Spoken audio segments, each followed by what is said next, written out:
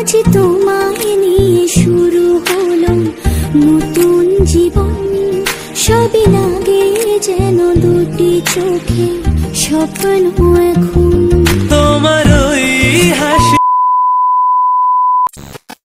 Hello everyone, আমি নীলিমা। আমার চ্যানেলে নতুন আরেকটা ব্লগে তোমাদের সবাইকে অনেক ওয়েলকাম জানাই।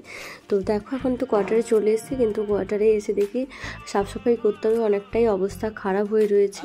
তো যাই হোক, চলো ভিডিওটা তোমরা স্কিপ না করে শেষ পর্যন্ত দেখতে থাকো। আই হোপ তোমাদের খুব ভালো লাগবে। তোমাদের দাদাভাই গিয়েছিল হচ্ছে বাজারে, কত কিছু নিয়ে এসছো তো বাজারে টুকটাক কিছু কেনার জন্য, এখন সাময়িক কিছু কেনার জন্য। এইখানে রাখো নাকি, রান্না করে নিয়ে আসবে। আর রান্না করতে সেখানে আমি তো ভুলভাল করে যাচ্ছি। তো কি কি নিয়ে এসছো গো? এখানে নিয়ে এসছে হচ্ছে চাল। এই চালগুলো তো ছোটো ছোটো নাও। চাল নিয়ে এসছে আর আলু নিয়ে এসছো নি? ও এটাই আলু পেঁয়াজ, আলু পেঁয়াজ। আর এদিকে কি এগুলো কি? তেল দুধ শাক। আর এদিকে হচ্ছে ঝাড়ু পোছা। দেখো ঝাড়ু পোছাটা, ঝাড়ু পোছা তো দরকার, কেননা প্রচুর নোংরা হয়েছে। নোংরা বলতে ধুলো আছে প্রচণ্ড পরিমাণে। এই যে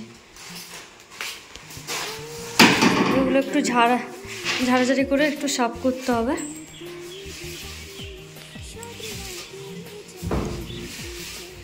তুমি কাজে লেগে পড়েছো নি?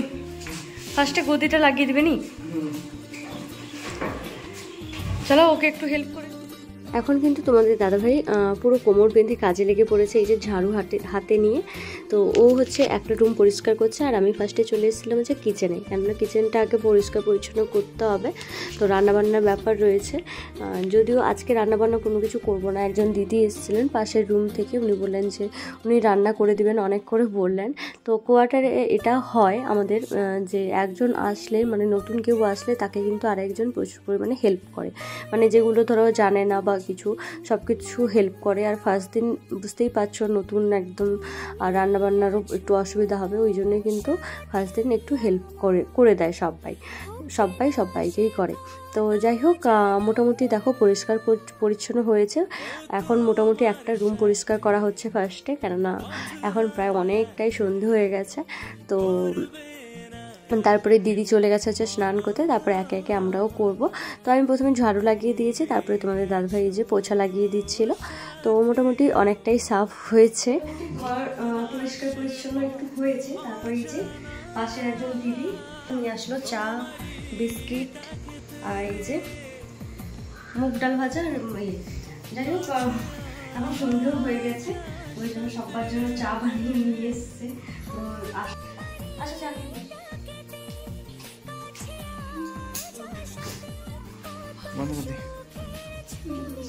যেহেতু প্রচুর পরিমাণে টায়ার্ড ছিলাম, আর তাছাড়া মাথাটাও প্রচুর পরিমাণে যন্ত্রণা করছিল, ওই জন্য কিন্তু চাটা নিয়ে আসতে আগে, স্নানের আগে চাটা খেয়ে তারপরে স্নান টান করে ফ্রেশ হয়ে এই যে শুয়ে পড়েছিলাম একটুখানি।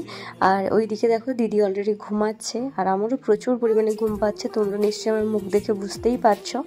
তো যাই হোক, আর এখানে প্রচুর পরিমাণে ঠান্ডা ছিল আমরা যবে আসি, তো ওই জন্য দেখো ব্ল্যাঙ্কেট নিয়ে ঘুমাতে হচ্ছিলো পুরো ঠান্ডাকালের মতো। আর একজন দিদি গেছিল হচ্ছে কামাখ্যা মন্দিরে পুজো দিতে, তো ওখান থেকেই এই যে ঠাকুরের প্রসাদ নিয়ে এসছে, তো সেটাই দিয়ে গেল এখন। তো আমি আর তোমাদের দাদাভাই দুজন মিলে এখন খেলাম প্রসাদ, আর দিদি এখন যেহেতু ঘুমাচ্ছে, ও উঠলে তারপরে ওকে একটু দেব। যাই হোক, তারপরে তোমাদের দাদাভাই আবার এই যে মিল্ক গরম করে নিয়ে আসলো, যেহেতু প্রচুর পরিমাণে ঠান্ডা লাগছে, ওই জন্যই বলে একটু মিল্ক খেয়ে নিতে। তো যেহেতু আমাদের কাছে ইন্ডাকশান রয়েছে, ওই জন্য কিন্তু সুবিধা হয়েছে। আর গ্যাস লাইন আমাদের এখনও অবধি করা হয়নি, তো নতুন যেহেতু এসেছি একটু টাইম লাগবে, ওই জন্যে। যাই হোক, এখন দেখো তিনজন মিলে এগুলো খেলাম, আর সত্যি প্রচুর পরিমাণে ওই দিন ঠান্ডা লাগছিল।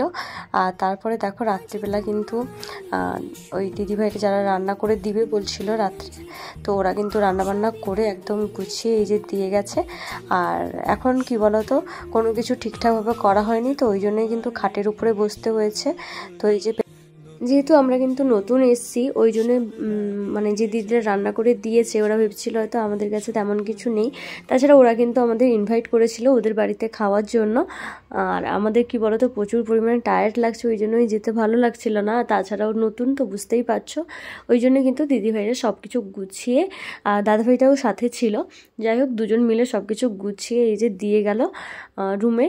তো এখন খাওয়া দাওয়া করে ঘুমাবো একটা, মানে খিদের থেকেও পেয়েছে প্রচুর পরিমাণে ঘুম। আর সব কিছু এসে যেহেতু পরিষ্কার পরিচ্ছন্ন করতে হয়েছে ওই জন্য কিন্তু আরও একটু বেশি টায়ার্ড লাগছে। এদিকে দেখো ছিল হচ্ছে রুটি, ডাল, আর এদিকে হচ্ছে মটর পনির। ডালটা হচ্ছে মিক্স ডাল মতো, আর এদিকে রয়েছে হচ্ছে ভাত। তো কৌটোগুলো একটু টাইট ছিল ওই জন্য খুলতে অসুবিধা হচ্ছিলো, বিশেষ করে স্যালাডের যে কৌটোটা ওটা একটু বেশি টাইট ছিল, তো একটু ওই জন্য পড়েও গেছে, এত টাইট ছিল। তো যাই হোক মোটামুটি এগুলোই রান্না করে দিয়েছে। আর তরকারিগুলো জানো তো খুবই টেস্টি ছিল।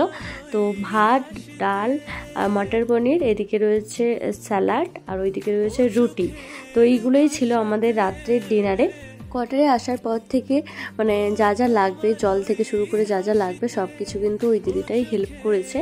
তো যাই হোক খাবারগুলো পুরো টেস্টি ছিল। আর আমাদের এই ব্লগটাই কিন্তু ওই দিদি একাই থাকতো, তারপরে আমি এসেছি, তারপরে একে একে সবাই আসছে, মানে আসবে আর কি ধীরে ধীরে।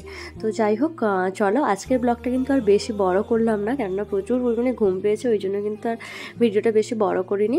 তো চলো ভিডিওটা তোমাদের ভালো লাগলে অবশ্যই লাইক, কমেন্ট, সাবস্ক্রাইব করে দিও। সবাইকে টাটা।